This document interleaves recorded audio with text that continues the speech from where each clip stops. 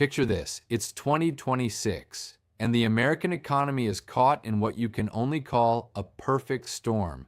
We've got years of policy decisions, mountains of debt, and then a sudden global crisis, all converging at the exact same time. And it's forcing the Federal Reserve into a corner. What they decide to do next could either send the US into a deep recession or lock in an affordability crisis for an entire generation. So how did we get right up to the edge of this cliff?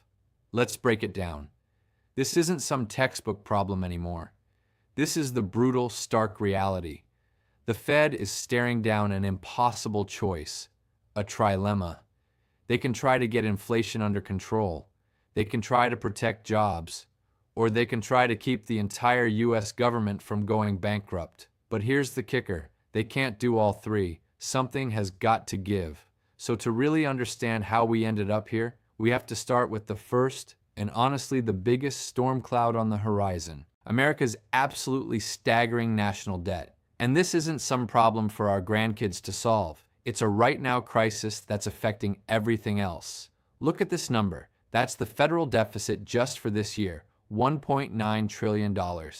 It's a number so huge it's almost meaningless, right? But what it represents is this massive, massive gap between what the government is spending and what it's actually taking in. Now let's put that number into some perspective because that's what really matters. A deficit of 5.8% of our entire economy. That's not just a big number. It is astronomically high compared to what's normal. For the last 50 years, the average has been 3.8%.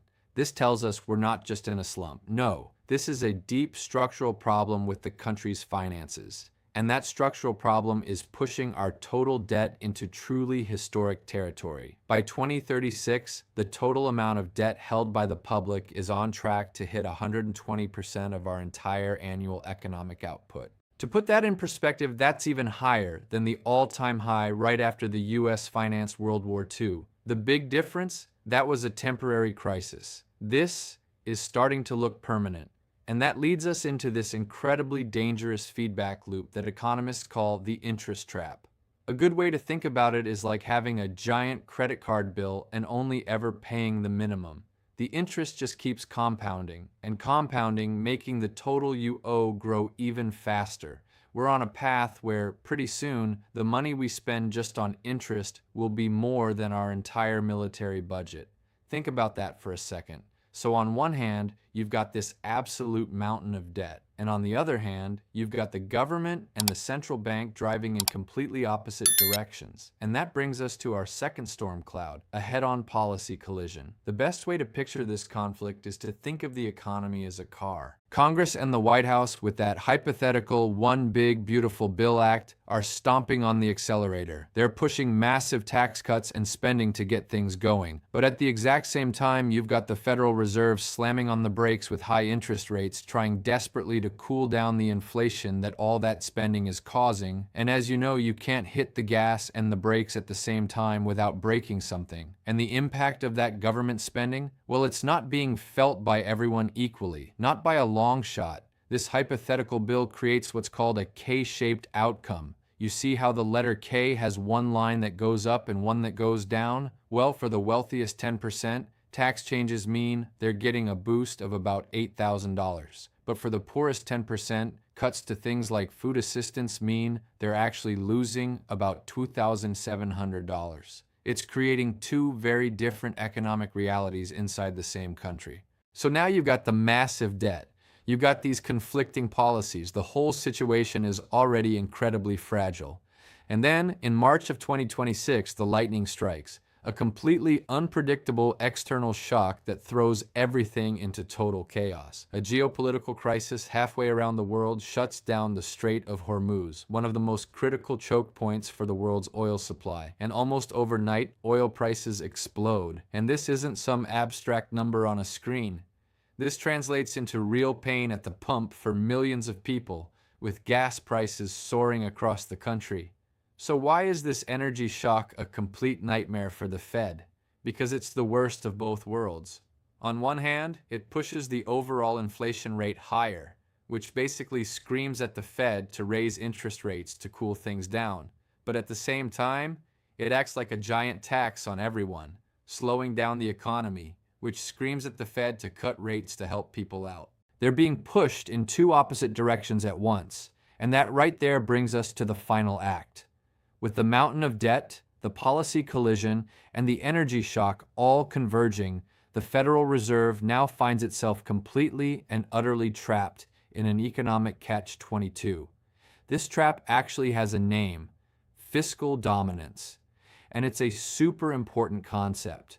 Put simply, it's the point when a government's debt gets so big that it literally cannot afford higher interest rates. The government then starts pressuring its central bank, in this case the Fed, to keep rates artificially low, not to manage the economy, but just to keep the government itself from going broke. At that point, the Fed's independence, the very thing that gives it credibility, starts to evaporate. And if you're thinking this sounds wild, well, it's happened before.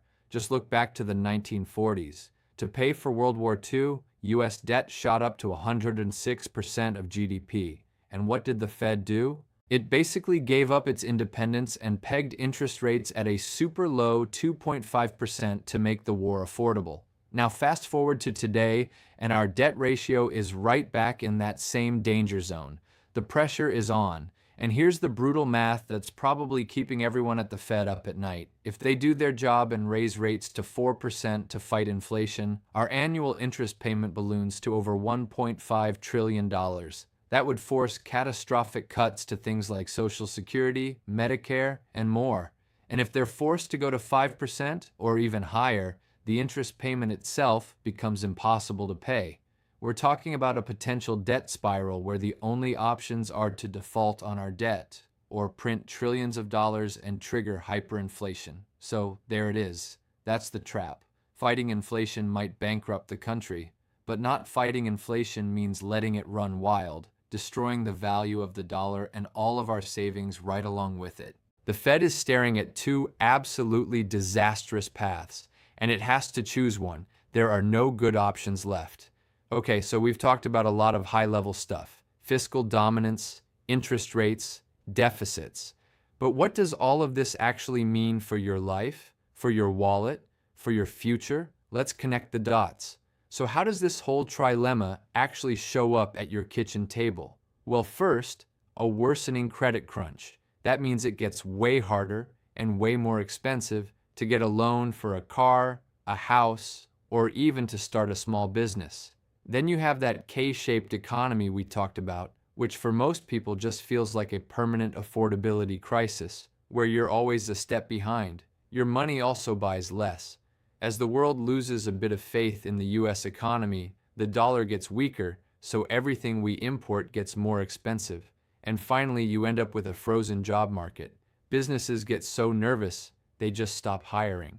And economic mobility pretty much grinds to a halt. So that's really the impossible choice on the table. Do we take the medicine of a sharp, painful recession that would crush inflation, but probably cost millions of people their jobs? Or do we choose a permanent affordability crisis, where inflation slowly bleeds your savings dry year after year just to keep the whole system afloat?